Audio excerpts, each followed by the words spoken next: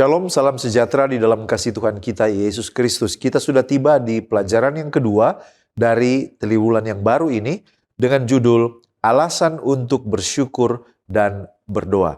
Kami sangat mengharapkan saudara-saudara telah mempelajari pelajaran sekolah Sabat, oleh karena tayangan ini tidaklah mengganti kewajiban kita masing-masing.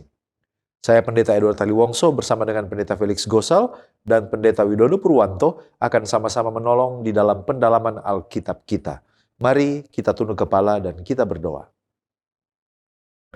Bapa Tuhan kami, Allah yang penuh dengan kasih dan kebaikan, kami rindu untuk kembali lagi mempelajari firman-Mu. Bukalah hati dan pikiran kami, agar kami dapat memahami dan melihat kehendak Tuhan. Di dalam nama Yesus kami sudah berdoa. Amin. Sekali lagi ada 4 bagian dalam program ini. Yang pertama kita melihat dasar Alkitabiah. Yang kedua kita mencoba menggali makna dari ayat hafalan. Yang ketiga pokok pikiran yang muncul dari pelajaran hari per hari. Di bagian akhir kita tiba kepada aplikasi. Mari kita lihat dasar Alkitabiah. Filipi 1 ayat 1 sampai 18. Paulus menegaskan bahwa penderitaannya justru memajukan Injil dan mendorong keberanian banyak orang untuk memberitakan Kristus. 1 Korintus 13 ayat 1 sampai 8. Kasih adalah inti sejati kehidupan Kristen dan lebih utama daripada karunia rohani apapun. Yeremia 17 ayat 9. Hati manusia digambarkan sebagai licik dan rusak, sehingga tidak dapat dipercaya sebagai penentu kebenaran. Kolose 1 ayat 1 sampai 12. Paulus bersyukur atas iman dan kasih jemaat Kolose dan dia berdoa agar mereka bertumbuh dalam pengetahuan akan kehendak Allah. Lalu ada 1 Petrus 1 ayat 4. Orang percaya memiliki warisan kekal yang tidak dapat binasa, yang tidak dapat dicemarkan dan tidak dapat layu. Warisan ini disimpan di sorga dan dijamin oleh Allah sendiri. Kemudian ada Mazmur 119 ayat 105, bahwa firman Tuhan itu adalah terang yang menuntun langkah hidup umatnya. Yesaya 30 ayat 21, Tuhan menjanjikan bimbingan yang jelas bagi umatnya ketika mereka berjalan di dalam ketaatan. Sekarang mari kita lihat pengertian judul, Alasan untuk Bersyukur dan Berdoa. Apa pengertian alasan untuk bersyukur dan berdoa? Nah, kalau kita perhatikan, judul ini menegaskan bahwa bersyukur dan berdoa bukan reaksi emosional sesaat, tetapi ini adalah respon iman yang berakar pada pekerjaan Allah di dalam dan melalui umatnya. Jadi, orang Kristen bersyukur dan berdoa bukan karena hidup itu selalu mudah, tetapi karena Allah setia bekerja menyelamatkan. Yang kedua, mengapa bersyukur dan berdoa? Mengapa dua hal ini selalu berdampingan? Nah, kalau kita perhatikan dalam surat-surat Paulus, ucapan syukur hampir selalu muncul di dalam doa. Bahkan ini menjadi bentuk doa itu sendiri. Contohnya di Filipi 1 ayat 3 sampai 4 atau Kolose 1 ayat 3. Jadi, doa tanpa syukur mudah berubah menjadi daftar keluhan kita kepada Tuhan. Sedangkan ucapan syukur tanpa doa kehilangan arah relasi dengan Allah. Oleh karena itu, keduanya ini seperti dua sisi koin dari satu mata uang rohani yang tidak dapat dipisahkan. Bersyukur menjaga sikap hati dan doa menjaga ketergantungan kita kepada Allah. Mengapa orang Kristen membutuhkan alasan untuk bersyukur dan berdoa? Jawabannya adalah karena secara alami hati manusia itu tidak netral dan tidak dapat dipercaya. Tanpa kesadaran rohani akan karya Allah, saudara dan saya itu cenderung untuk berfokus kepada kekurangan, berfokus untuk mengandalkan diri kita sendiri, melupakan kasih karunia yang sudah kita terima. Jadi, alasan-alasan rohani ini menolong orang Kristen untuk melawan kecenderungan hati yang egois dan lupa bersyukur. Apa saja alasan yang diungkapkan Rasul Paulus supaya orang Kristen itu bersyukur dan berdoa? Nah, pada pelajaran sepanjang pekan ini kita menemukan bahwa Paulus memberi beberapa alasan mengapa harus bersyukur. Yang pertama, oleh karena Allah sedang mengerjakan keselamatan di dalam diri umatnya. Filipi 1 ayat 6. Yang kedua, kita harus bersyukur oleh karena pekerjaan Injil itu terus maju bahkan di tengah-tengah penderitaan umat sekalipun. Filipi 1 ayat 12-18. Yang ketiga, kasih adalah dasar kehidupan Kristen yang sejati. Tanpa kasih, semua aktivitas rohani itu kosong. Menurut 1 Korintus 13 ayat 1-8. Alasan yang keempat, kita bersyukur oleh karena orang percaya memiliki warisan kekal. 1 Petrus 1 ayat 4. Dan yang kelima, firman Tuhan memberi terang dan tuntunan hidup. Firman itu adalah pelita. Dia adalah suara Allah yang menuntun ke jalan yang benar. Jadi, ucapan syukur dan doa lahir dari kesadaran akan siapa Allah itu dan apa yang sedang Ia lakukan. Kemudian, apakah bersyukur dan berdoa itu merupakan perintah atau saran saja?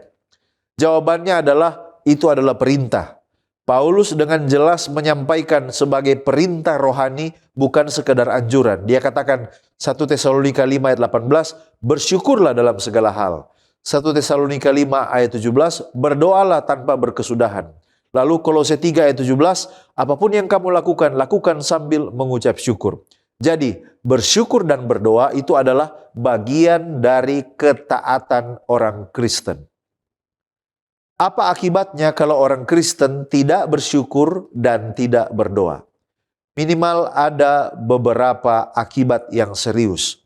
Yang pertama, relasi dengan Allah menjadi kering dan formal, menjadi dingin. Yang kedua, hati menjadi mudah bersungut-sungut, lalu kemudian menjadi tawar hati, iman menjadi surut.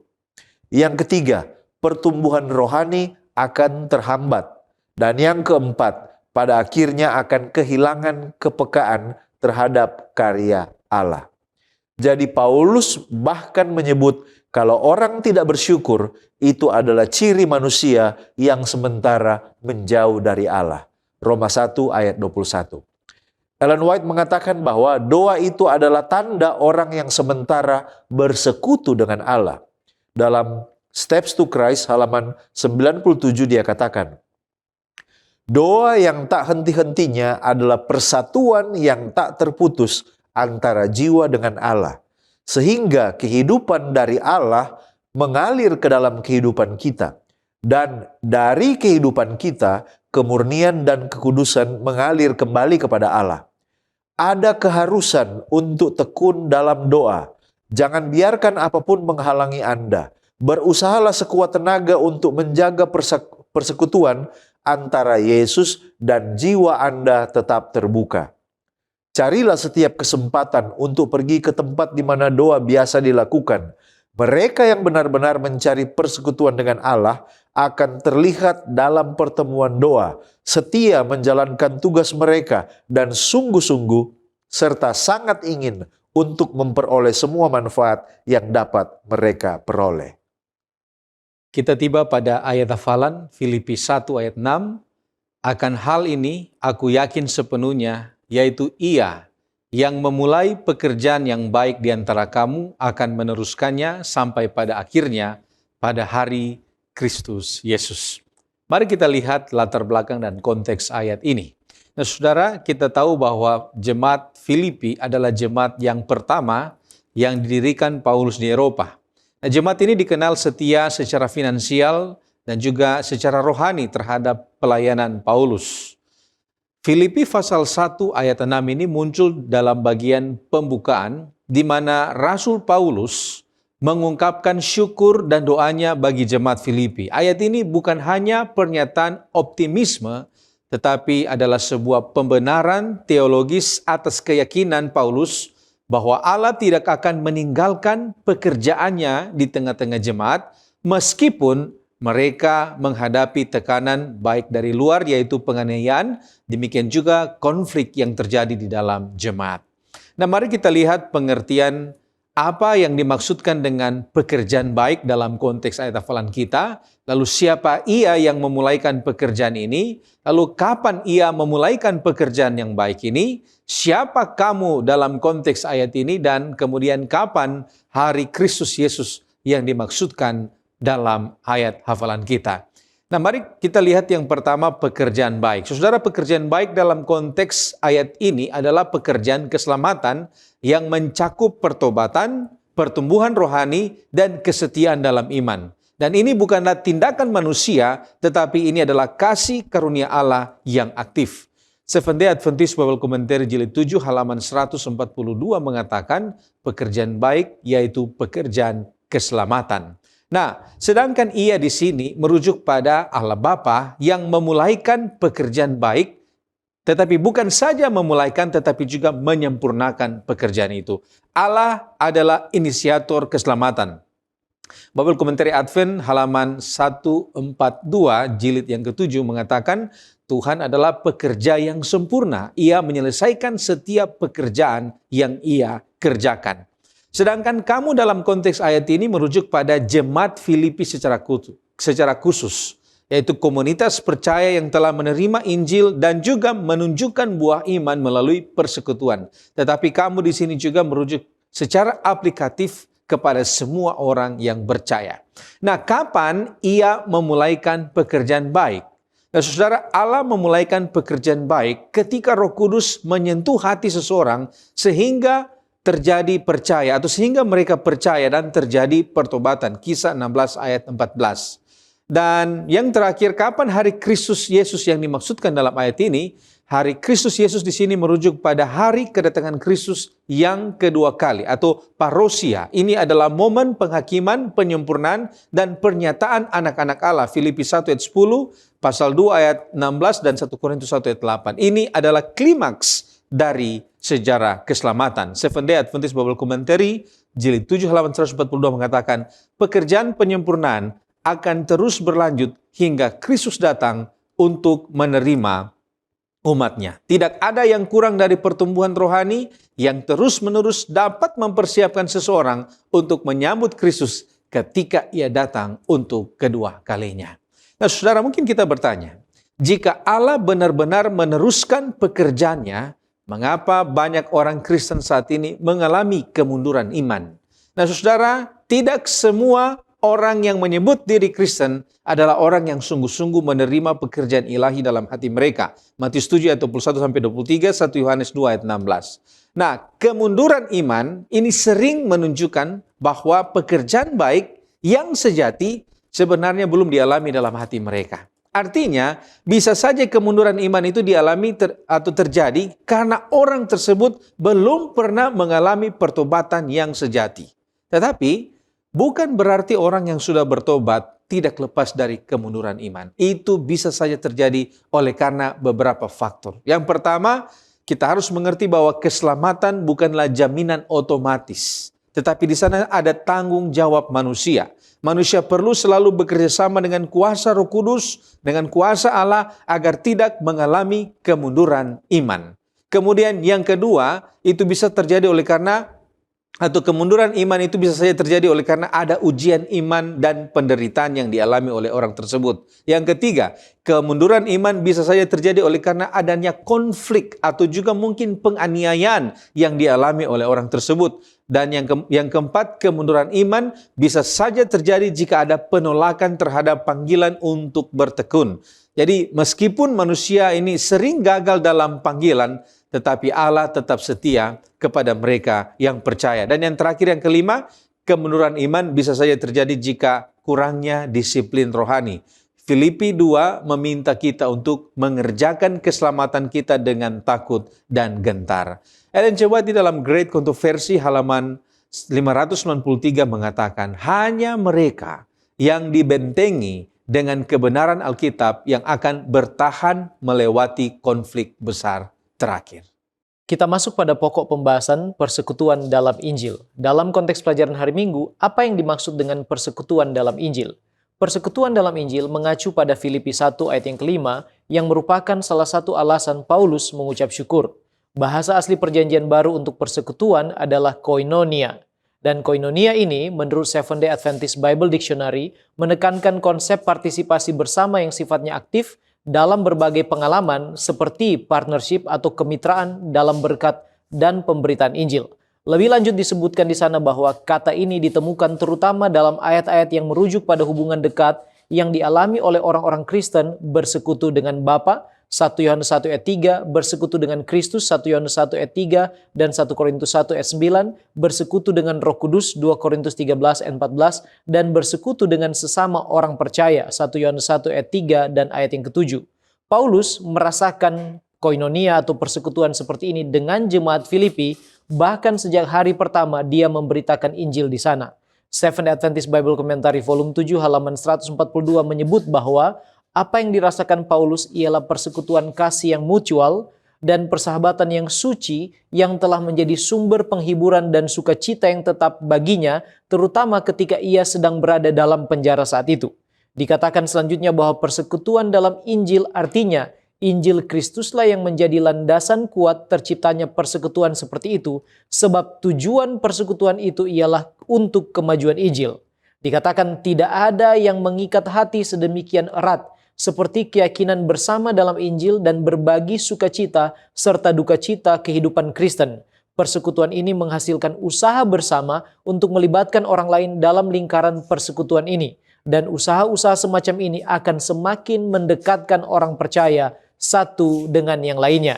Dengan demikian, persekutuan dalam Injil artinya persekutuan yang dilandasi, diarahkan, digerakkan oleh Injil yang diwujud nyatakan lewat partisipasi, kontribusi, dan pengorbanan demi kemajuan Injil tersebut. Andrews Bible Commentary halaman 1726 katakan bahwa jemaat Filipi telah bergabung dengan Paulus dalam memajukan Injil dan menjadi sumber persahabatan serta dukungan finansial yang terus-menerus bagi pelayanannya. Filipi 1 ayat 5 dan juga Filipi 4 ayat 14-18. Inilah bentuk persekutuan dalam Injil yang sesungguhnya, yaitu yang pertama, partisipasi aktif bukan pasif. Yang kedua, kesatuan dalam misi bukan sekedar komunitas sosial. Yang ketiga, relasi yang berakar pada Injil bukan sekedar kedekatan pribadi. Yang keempat, persekutuan yang rela menderita dan berkorban. Dan yang kelima, ikatan rohani yang lahir dari kasih Kristus sendiri.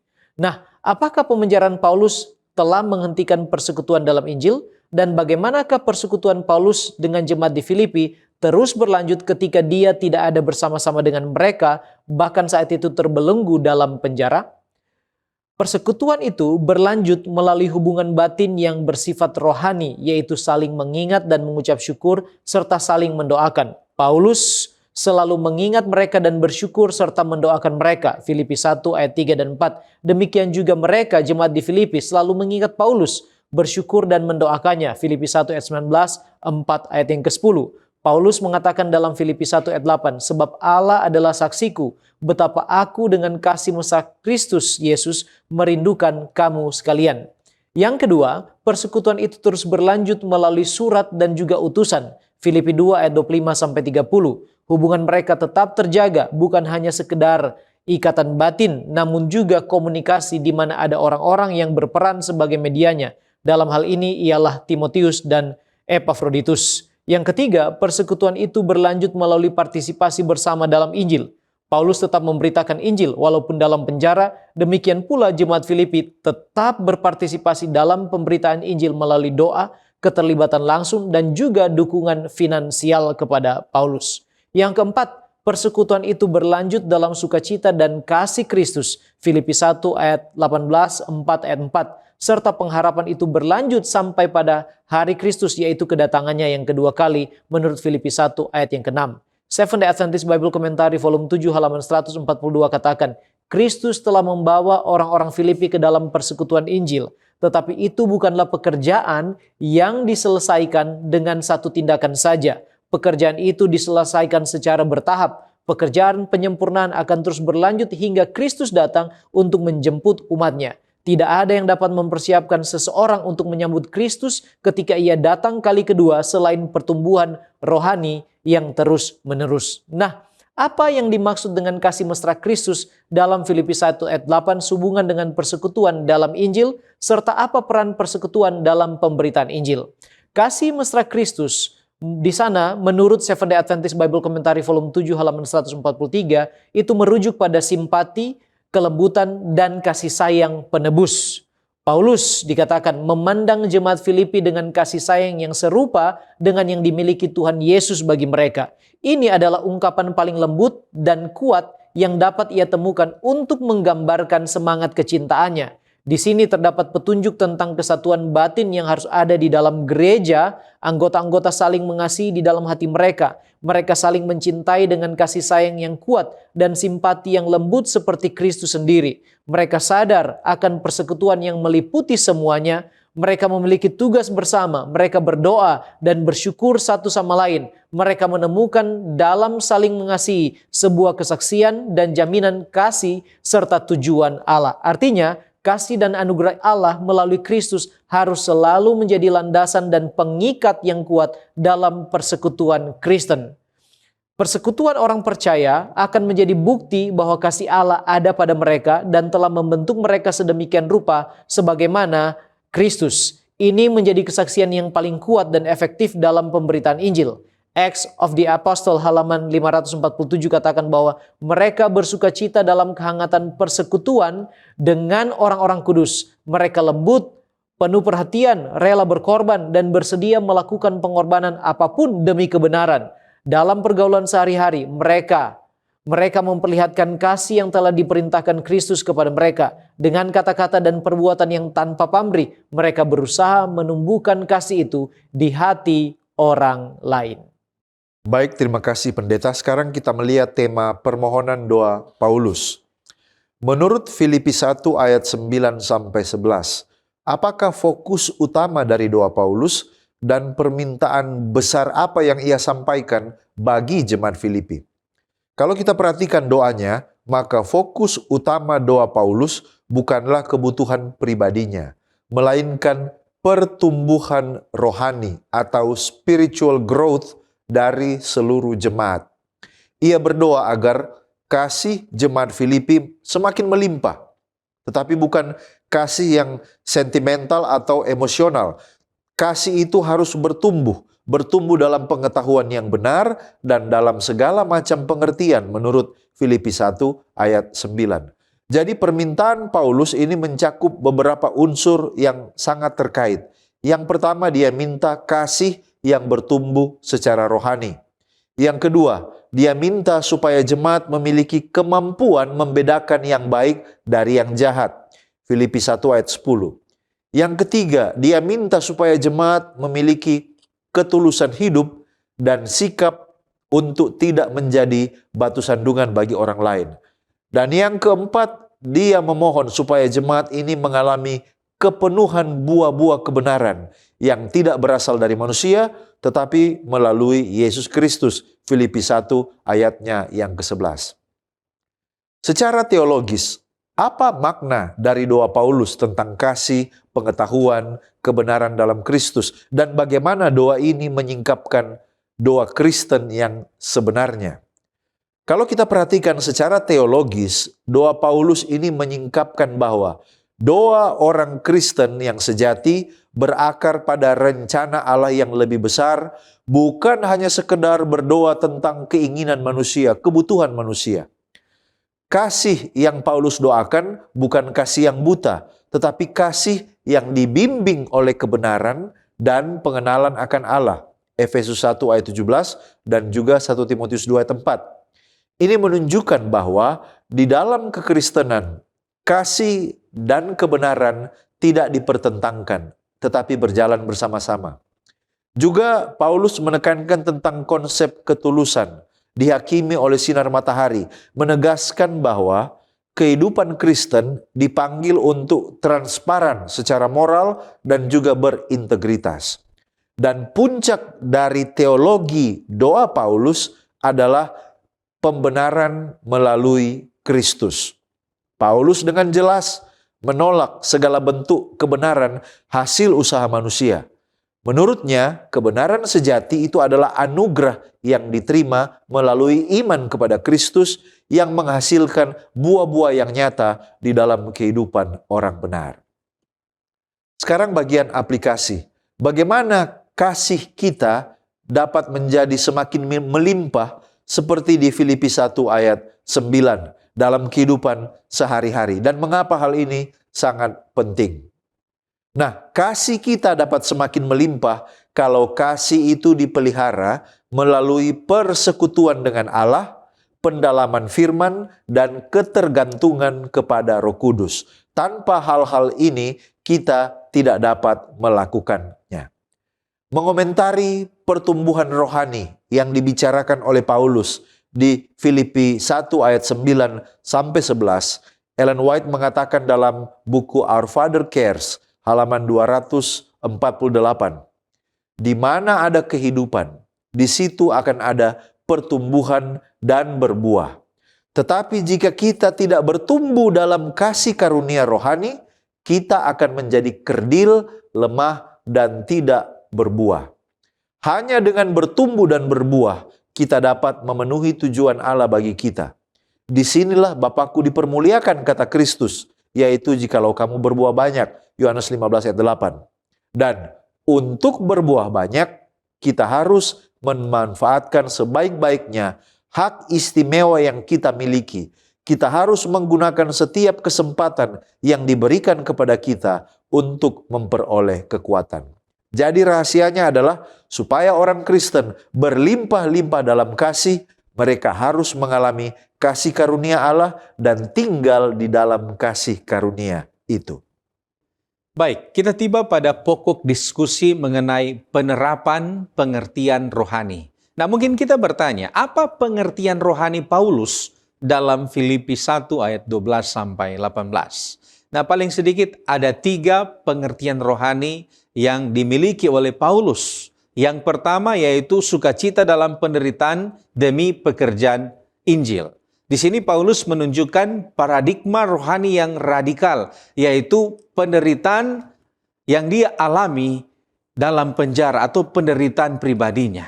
Nah, di sini penderitaan pribadinya ini justru menjadi sarana untuk memajukan pekerjaan Injil. Jadi Paulus tidak fokus pada kenyamanan diri, tetapi dia berfokus pada kemuliaan Kristus dan juga penyebaran kebenaran yang terjadi pada saat itu.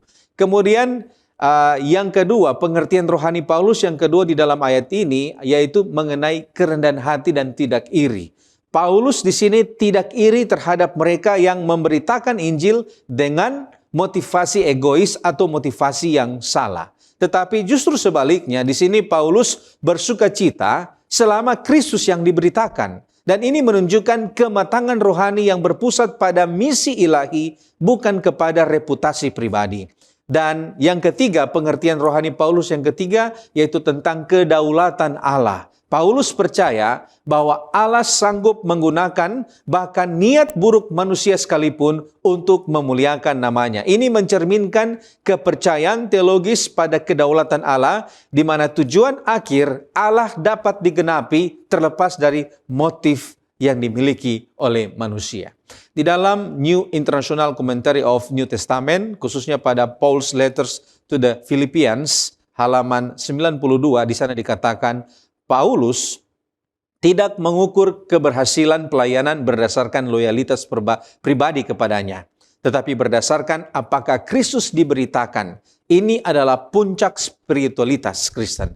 Di dalam The Message of Philippians, halaman 44, di sana dikatakan roh Paulus adalah roh yang rela disalib egonya demi Kristus. Ia tidak mempertahankan hak pribadinya, tetapi merayakan setiap peluang Injil yang diberitakan. Nah, mungkin kita bertanya, jika ada orang yang memberitakan Injil atau melayani dengan motif egois dan salah, mengapa Allah tidak menghentikan mereka?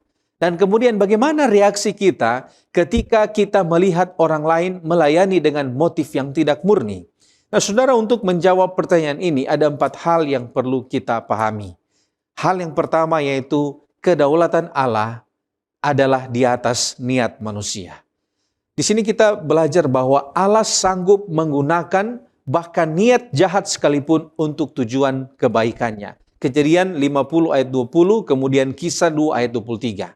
Ia tidak langsung menghentikan pelayanan yang cacat motif karena dia lebih mengutamakan penyebaran kebenaran Injil untuk keselamatan banyak jiwa daripada niat hati manusia yang rapuh. Kemudian yang kedua, Allah menilai hati tetapi membiarkan proses harus berjalan. Allah di sini tidak semerta-merta menghukum pelanggaran karena ia selalu memberikan ruang untuk pertobatan. 2 Petrus 3 ayat 9. Nah, banyak pelayan yang mulai dengan motivasi yang campur aduk tetapi kemudian diubahkan oleh Roh Kudus. Contohnya kita melihat Yakobus dan Yohanes yang awalnya ambisius dengan jabatan tetapi kemudian dimurnikan, diubahkan oleh kuasa Roh Kudus. Kemudian yang ketiga, kita harus mengerti bahwa fokus adalah tentang pemberitaan Injil, bukan kepada orang lain. Jadi ini bukan sikap pasif terhadap dosa atau pembiaran dosa, tetapi ini adalah sikap rohani yang melihat lebih jauh dari kelemahan manusia kepada kebenaran firman yang diberitakan. Dan yang keempat, perlu adanya kewaspadaan pribadi dan juga doa syafaat. Jadi kita tidak boleh meniru motif yang salah ataupun ikut-ikutan dengan motif yang salah. Tetapi kita tetap mendoakan mereka supaya mereka dapat melayani. Jangan melayani dengan niat egois, tetapi agar juga Roh Kudus dapat memurnikan hati mereka sehingga firman Tuhan ini dapat diberitakan kepada banyak orang. Matius pasal 5 ayat 44, Efesus pasal 6 ayat 18. Di dalam buku Homilies on the Gospel of John, halaman 46, paragraf 11 dikatakan, biarkan mereka berbicara atas namanya meskipun dengan niat buruk, karena kebenaran yang mereka ucapkan tidak menjadi palsu hanya karena hati mereka busuk. Kita pindah pada pokok pembahasan buah Injil. Apa itu buah Injil serta apa hubungannya dengan jemaat di Kolose? Buah Injil mengacu pada Kolose 1 ayat 6. Injil itu berbuah dan berkembang di seluruh dunia, demikian juga di antara kamu sejak waktu kamu mendengarnya dan mengenal kasih karunia Allah dengan sebenarnya. Buah Injil adalah hasil nyata dari kuasa Injil yang bekerja dalam hidup seseorang dan juga komunitas jemaat. Roma 1 ayat 16 menggambarkan bahwa Injil adalah kekuatan Allah yang menyelamatkan setiap orang percaya. Kata kekuatan di sana diterjemahkan dari kata Yunani dunamis, yaitu kuasa yang dapat menghancurkan dan mengubahkan secara ajaib, membawa orang kepada keselamatan oleh iman. Dan Paulus yakin bahwa Injil itu telah berbuah serta berkembang di seluruh dunia, salah satunya adalah di jemaat Kolose. Mereka juga merupakan buah Injil sejak mereka mendengar dan mengenal kasih karunia Allah melalui firman kebenaran.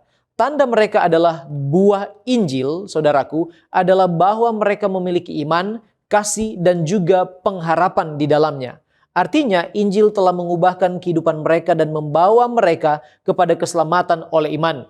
Hal inilah yang membuat Paulus bersyukur dalam doanya, Kolose 1 ayat 3. Kami selalu mengucap syukur kepada Allah, Bapa Tuhan kita Yesus Kristus, setiap kali kami berdoa untuk kamu. Nah, keyakinan Paulus di sini, menurut Seventh-day Adventist Bible Commentary volume 7 halaman 188 ialah bahwa dimanapun Injil diberitakan, ia senantiasa menghasilkan buah. Demikianlah yang telah terjadi di Kolose, saudaraku. Mereka telah terhubung dengan tujuan universal Allah, yaitu untuk penebusan manusia melalui Injil. Selain itu, Paulus juga menekankan tentang perubahan hidup secara internal. Karena Injil, yaitu iman, pertobatan, perubahan karakter, adanya pengharapan kekal, serta hidup yang penuh dengan kasih. Hal-hal inilah yang mendorong pada persekutuan dan pertumbuhan jemaat, serta kemajuan pemberitaan Injil. Nah, pertanyaannya sekarang adalah bagaimana menghasilkan buah Injil? Apa yang harus dilakukan? Buah Injil bukanlah hasil usaha moral manusia semata, melainkan hasil karya Allah yang direspons secara benar oleh jemaat atau individual. Seventh-day Adventist Bible Commentary volume 6 halaman 476 katakan, Injil adalah untuk semua orang, namun itu hanya berbuah oleh penerimaan sukarela, yaitu oleh iman. Menurut Yohanes pasal 3 ayat 16 dan 17. Jadi yang harus dilakukan agar Injil menghasilkan buah secara personal, khususnya dalam konteks Kolose 1 ayat 3-8, yaitu yang pertama, menerima Injil dengan iman. Yang kedua, mengenal Kristus secara mendalam. Yang ketiga, hidup berpadanan dengan Injil tersebut. Yang keempat, berakar dan terus bertumbuh di dalam Kristus. Yang kelima, dipimpin oleh kuasa Roh Kudus. Dan yang terakhir, yang keenam, tetap bertekun dalam kasih dan pengharapan. Intinya ialah terus terhubung dengan Kristus. Yohanes 15 ayat 5 katakan, "Akulah pokok anggur dan kamulah ranting-rantingnya. Barang siapa tinggal di dalam aku dan aku di dalam dia, ia berbuah banyak, sebab di luar aku kamu tidak dapat berbuat apa-apa." Dalam buku With God at Dawn halaman 181, pena inspirasi menggambarkan bahwa adalah rencana Kristus untuk membentuk hamba-hambanya setiap hari serupa dengan gambar Kristus, dengan menjadikan mereka orang-orang yang turut mengambil bagian dalam sifat ilahi agar mereka menghasilkan buah-buah yang melimpah. Testimonies for the Church volume 8 halaman 186. Ia menginginkan umatnya melalui pengalaman nyata dalam kebenaran Injil menjadi misionaris yang sejati, kokoh, dapat dipercaya, dan berpengalaman. Ia ingin mereka menunjukkan hasil yang jauh lebih tinggi, lebih suci, dan lebih pasti lagi. Nah, apa penyebab Injil tidak berbuah? Injil tidak akan berbuah bila tidak ada respons dan penerimaan melalui iman.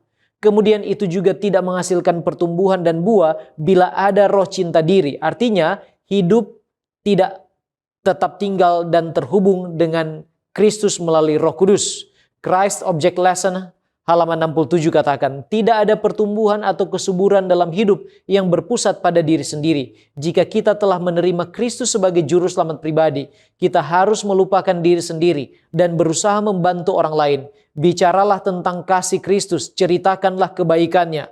Lakukan setiap tugas yang dipercayakan, bawalah beban jiwa-jiwa di hati, dan dengan segala cara yang ada, usahakanlah untuk menyelamatkan yang hilang. Dan seiring kita menerima Roh Kudus, roh kasih yang tidak mementingkan diri sendiri serta kerja keras untuk orang lain, kita akan bertumbuh dan menghasilkan buah. Karunia-karunia roh akan matang dalam karakter kita, iman kita akan bertambah, keyakinan kita akan mendalam, dan kasih kita akan menjadi sempurna. Semakin hari kita akan mencerminkan keserupaan Kristus dalam segala hal yang murni, mulia, dan indah. Sekarang apa hubungan buah Injil dan keberhasilan dalam pemberitaan Injil serta pekerjaan memenangkan jiwa? Saudaraku, di mana Injil berbuah, di situ juga ada dorongan untuk memberitakan Injil dan juga semangat untuk memenangkan jiwa-jiwa. The Review and Herald 10 Maret 1904 katakan, kepada setiap orang yang mengetahui kebenaran pada masa kini, diberikan tanggung jawab untuk menyebarkannya kepada orang lain. Para hamba Kristus memiliki tanggung jawab yang besar terhadap kesejahteraan dan keselamatan dunia. Mereka harus menjadi rekan kerja Allah dalam pekerjaan memenangkan jiwa-jiwa bagi Kristus. Kemudian Testimonies for the Church volume 8 halaman 22 dan 23 merupakan hak istimewa setiap orang Kristen, bukan hanya untuk menantikan tetapi juga untuk mempercepat kedatangan Tuhan Yesus Kristus. Jika semua yang mengaku namanya menghasilkan buah bagi kemuliaannya, betapa cepatnya seluruh dunia akan ditaburi dengan benih Injil. Dengan cepat panen terakhir akan matang dan Kristus akan datang untuk mengumpulkan gandum yang berharga. Yang menarik saudaraku adalah bahwa tanpa pengalaman buah Injil dalam kehidupan pribadi orang percaya melalui kuasa tinggal di dalam Kristus dan baptisan Roh Kudus, maka tidak akan pernah ada keberhasilan dalam pemberitaan Injil dan juga pekerjaan memenangkan jiwa. Evangelism halaman 697 katakan, banyak yang menyajikan doktrin-doktrin dan pengajaran iman kita, namun penyampaian mereka seperti garam yang tidak ada rasanya. Sebab Roh Kudus tidak bekerja melalui pelayanan mereka yang kurang iman tersebut. Mereka tidak membuka hati untuk menerima anugerah Kristus. Mereka tidak mengetahui pekerjaan roh. Mereka seperti tepung tanpa ragi. Sebab tidak ada prinsip kerja dalam segala usaha mereka. Dan mereka gagal memenangkan jiwa-jiwa bagi Kristus. Mereka tidak menuntut kebenaran Kristus. Dan hal itu seperti jubah yang tidak pernah mereka pakai. Kelimpahan yang tidak mereka ketahui, atau mata air yang tidak pernah mereka sentuh. Selanjutnya kita melihat tema kuasa doa. Menurut Kolose 1 ayat 9-12, apakah permohonan khusus yang Paulus sampaikan dalam doanya bagi jemaat Kolose? Nah, secara faktual, permohonan utama Paulus adalah agar jemaat itu dipenuhi dengan pengetahuan akan kehendak Allah. Kolose 1 ayat 9. Pengetahuan ini tidak bersifat spekulatif atau pengetahuan intelektual, tetapi maksudnya adalah hikmat dan pengertian rohani. Dari doa tersebut kita menemukan beberapa permohonan yang konkret yang disampaikan oleh Paulus. Yang pertama, dia berdoa agar mereka mengetahui kehendak Allah. Yang kedua, dia berdoa agar mereka hidup layak di hadapan Tuhan. Yang ketiga, agar hidup mereka berkenan sepenuhnya kepada Allah. Yang keempat, agar mereka berbuah dalam pekerjaan baik. Yang kelima, agar mereka bertumbuh dalam pengenalan akan Allah. Yang keenam, agar mereka dikuatkan dengan kuasa Allah. Dan yang ketujuh, agar hidup mereka dipenuhi dengan ucapan syukur atas bagian mereka dalam warisan orang-orang kudus. Itulah intisari dari doa Paulus yang dapat kita bagi dalam 7 bagian. Sekarang secara teologis, apa makna dari pengetahuan akan kehendak Allah? Dan bagaimana Allah membimbing umatnya melalui pengetahuan akan kehendak tersebut? Secara teologis, pengetahuan akan kehendak Allah bukanlah sekedar mengetahui rencana spesifik Allah, tetapi hidup selaras dengan karakter dan maksud Allah. Paulus menegaskan bahwa kehendak Allah itu dipahami melalui hikmat dan pengertian rohani yang hanya mungkin terjadi ketika seseorang berserah penuh kepada Allah. Alkitab mengajarkan bahwa Allah membimbing umatnya melalui beberapa sarana yang konsisten dan saling melengkapi. Sarana-sarana yang Allah gunakan untuk membimbing umatnya adalah yang pertama, Alkitab atau firman Allah. Mazmur 119 ayat 105. Yang kedua, Allah Roh Kudus melalui menuntun hati dan pikiran orang percaya. Yang ketiga, melalui pernyataan profetik atau nubuat atau penglihatan yang meneguhkan, menerapkan prinsip firman. Dan yang keempat, melalui providensia atau pemeliharaan Allah. Melalui pintu-pintu yang dibuka dan ditutup sesuai dengan kehendaknya. Mungkin ada orang yang bertanya, bagaimana saya tahu bahwa saya ini sedang dibimbing oleh Allah? Bagaimana saya tahu saya sementara dituntun oleh Allah? Jawabannya adalah, saya mengetahui bahwa Allah membimbing saya bukan melalui ada satu tanda yang tunggal, tetapi melalui keselarasan prinsip Alkitab. Yang pertama, apakah arah yang saya tempuh ini selaras dengan firman Tuhan atau tidak? Berarti saya sementara dituntun oleh Allah. Yang kedua, apakah Roh Kudus menumbuhkan damai sejahtera dalam hidup saya, bukan kebingungan atau sikap yang egois? Yang ketiga, apakah hidup saya semakin berbuah dalam pekerjaan baik, bukan semakin jauh dari ketaatan? Yang keempat, apakah saya semakin bertumbuh dalam pengenalan akan Allah? Dan yang kelima, bagaimana saya merespon? Apakah saya tetap mengucap syukur walaupun di tengah-tengah tantangan? Kalau jawaban Anda dari 5 pertanyaan tadi adalah ya, maka itu berarti Anda sementara dibimbing di dalam pengetahuan akan kehendak Allah. Ellen White mengatakan bahwa doa itu adalah syarat pertumbuhan orang Kristen yang sementara dituntun oleh Allah.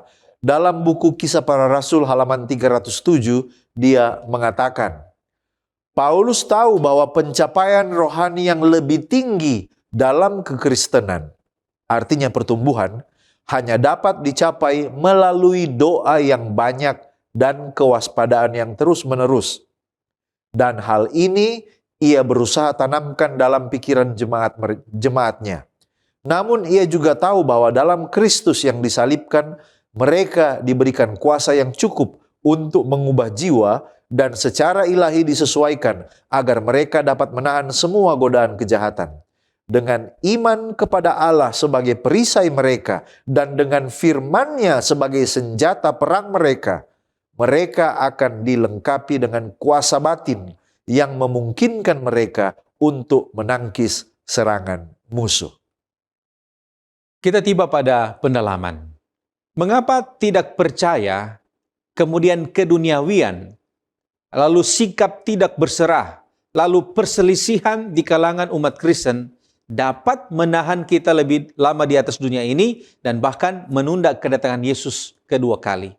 Nah, kalau begitu kita juga bisa bertanya, jika Allah berdaulat penuh, mengapa kegagalan umatnya bisa menunda rencana ilahi? Nah, saudara, untuk menjawab pertanyaan-pertanyaan ini, paling sedikit ada 3 hal yang perlu kita pahami. Yang pertama, kedatangan Kristus itu dikaitkan dengan misi dan kesaksian gereja.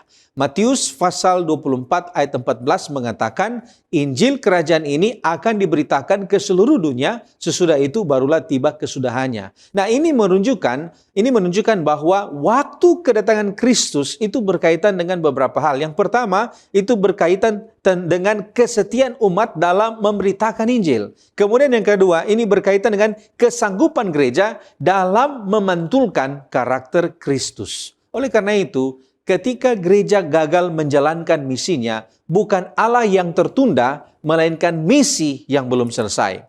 Kemudian yang kedua yang perlu kita mengerti adalah ketidaksetiaan umat itu menghambat kesaksian Injil.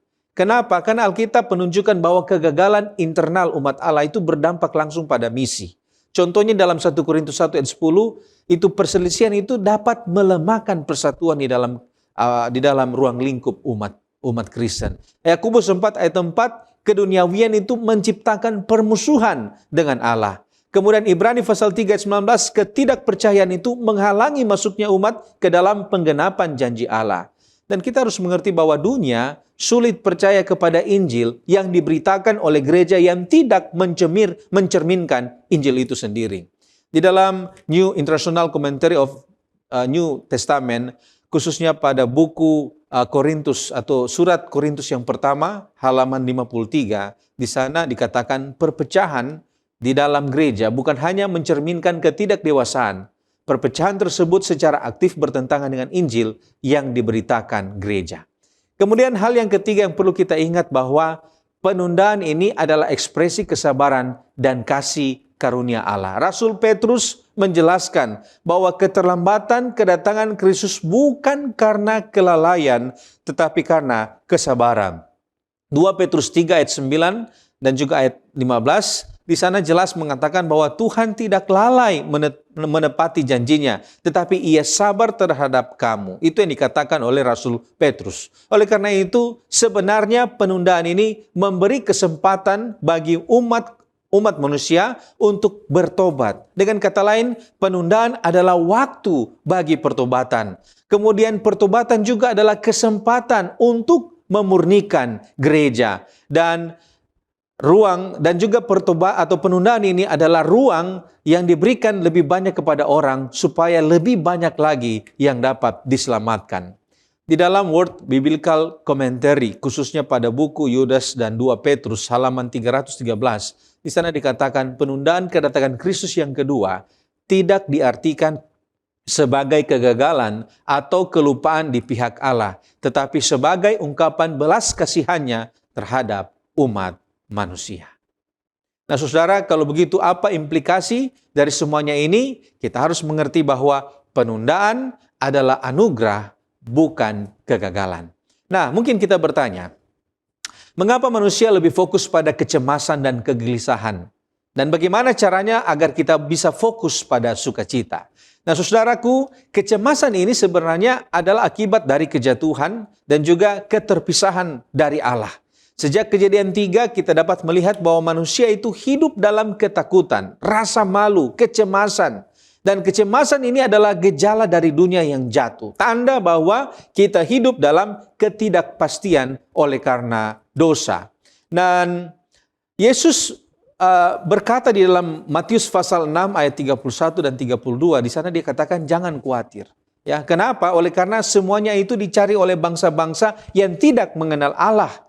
Artinya di sini bahwa kecemasan itu muncul ketika iman kita kepada Kristus digantikan oleh kepercayaan kita kepada kemampuan diri sendiri atau kepercayaan kita kepada kekayaan ataupun kepada keamanan duniawi. Sebaliknya, sukacita itu lahir dari kepercayaan bahwa Bapa di surga itu tahu dan Dia memelihara kita. Matius pasal 6 ayat 26 dan juga 33. Sukacita Kristen di dalam jemaat Filipi adalah sukacita yang lahir dari persekutuan dengan Kristus.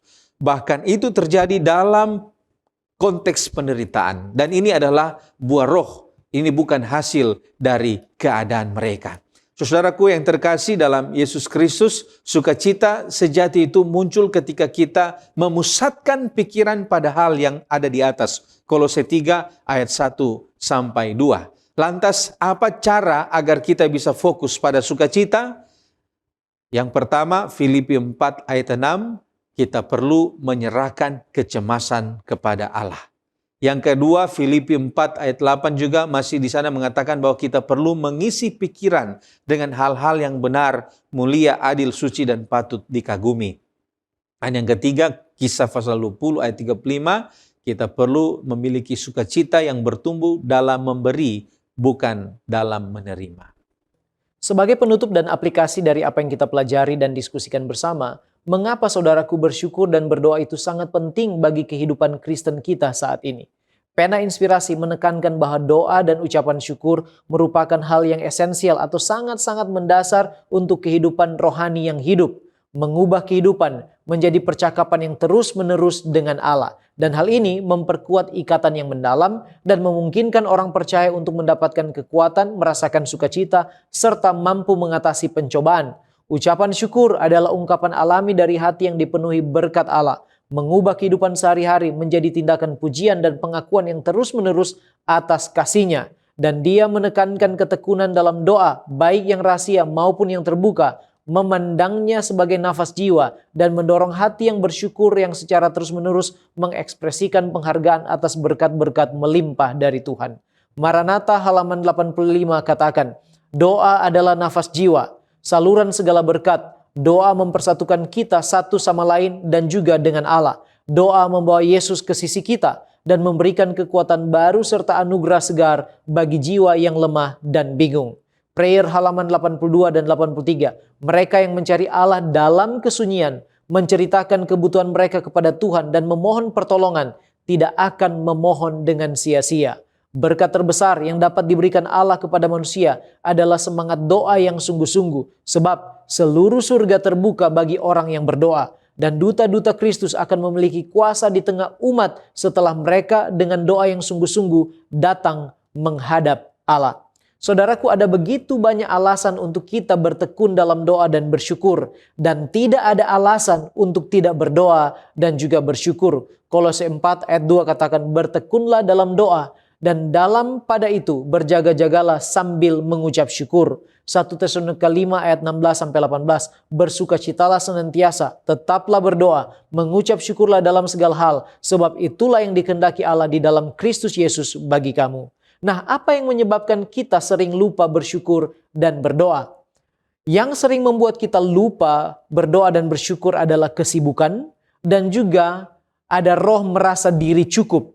Kesibukan saudaraku dapat membuat kita lupa berdoa dan bersyukur karena perlahan itu mengalihkan perhatian dan ketergantungan kita dari Tuhan kepada aktivitas-aktivitas dan juga kemampuan diri kita sendiri. Akibatnya, doa dianggap tidak penting dan mendesak serta pikiran jauh dari menyadari kasih karunia dan berkat-berkat Allah. Kesibukan mungkin tidak membuat kita jahat, tetapi saudaraku, itu bisa membuat kita lupa selalu terhubung dengan Allah dalam doa dan juga mengucap syukur kepadanya. Nah, merasa diri cukup membuat kita merasa tidak memerlukan Tuhan dan berkat dipandang sebagai hasil dari usaha sendiri, bukanlah pemberian Tuhan.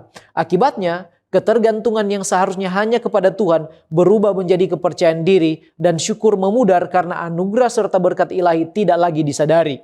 Ketika roh merasa diri cukup menguasai, kita dituntun untuk berhenti mencari Tuhan, untuk berdoa dan bersyukur. Pena Inspirasi menyebut hal ini adalah hikmat dunia. Dalam buku Prayer halaman 96 dikatakan bahwa hikmat duniawi mengajarkan bahwa doa tidaklah penting. Para ilmuwan mengklaim bahwa tidak mungkin ada jawaban yang nyata atas doa, serta tidak ada mujizat sebab hal itu melanggar hukum alam. Nah, mengapa dan bagaimana kita bisa terus bersyukur dan berdoa walaupun dalam keadaan susah dan menderita?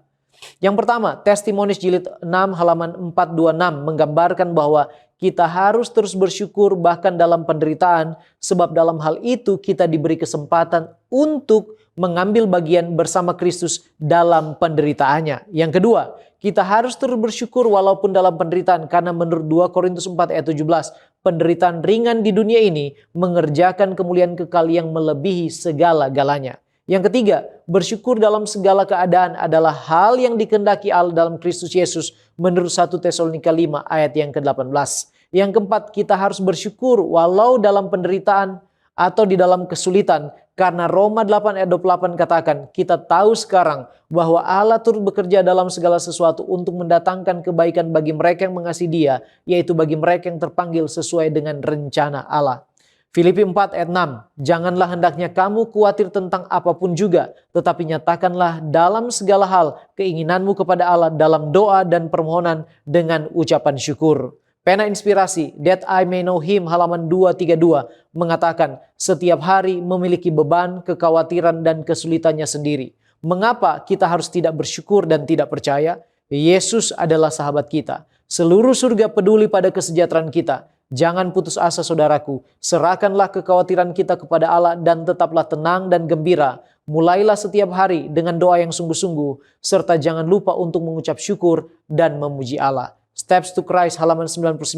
Tidak ada waktu atau tempat di mana tidak pantas untuk mengangkat doa kepada Allah. Tidak ada hal yang dapat menghalangi kita untuk mengangkat hati kita dalam semangat doa yang tulus. Di tengah kerumunan di jalan, di tengah kesibukan pekerjaan, kita dapat mengangkat doa kepada Allah dan memohon petunjuk ilahi. Kemudian Gospel Workers halaman 258. Kita dapat berbicara dengan Yesus saat kita berjalan di jalan. Dan Ia berkata, aku ada di sebelah kananmu.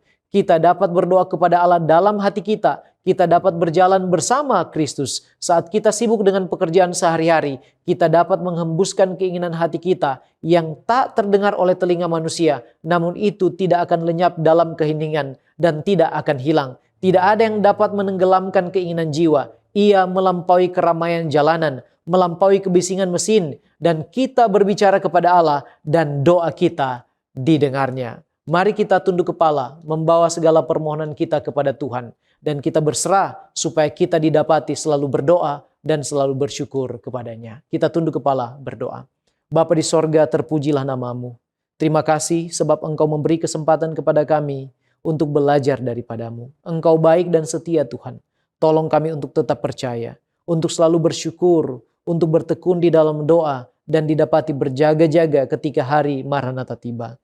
Tuhan, kami lemah dan terbatas. Ampunilah kami dan tolonglah kami oleh kuasa Roh Kudus supaya kami boleh tetap berdiri setia sampai hari Maranatha tiba. Berkatilah kami semua. Di dalam nama Yesus Kristus kami sudah berdoa. Haleluya. Amin.